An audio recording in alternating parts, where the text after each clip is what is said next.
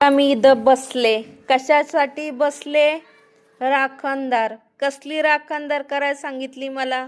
बघा, आमच्या मावशीने काय सांगितलं तुम्हाला दाखवते. आता कसले राखणदार करायला सांगितले मला. 2च मिनिटं थांबा, आता तुम्हाला दाखवते कसले राखणदार आहे. बघा, कोणावर लक्ष द्यायला सांगितलं? मुलांवरती लक्ष द्यायला पाहिजे. लहान मुलं कुठं खेळतात कुठं नाही. या कोंबड्यावरती राखणदार करायला ठेवले मला. बघा कशी ती कोंबडी त्याचा कुठं कोण घेऊन जाणार आहे तिची कोंबडी. काय बोलायचं या कोंबड्यांना?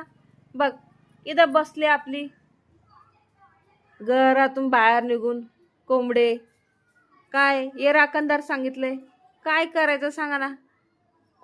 बघा, एक इकडं 3 कोंबड्यात, तिकडं 3 कोंबडे. आता 3 कोंबड्यांना मला इथं बसवले राखणदार.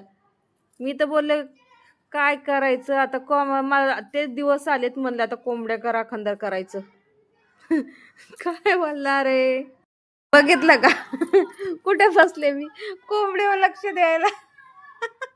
शाळेच्या लहान मुलांकडे लक्ष द्यायला पाहिजे तर कोंबड्यावरती लक्ष द्यायला मला बसवलं. काय करायचं. कलियुग आहे कलियुग.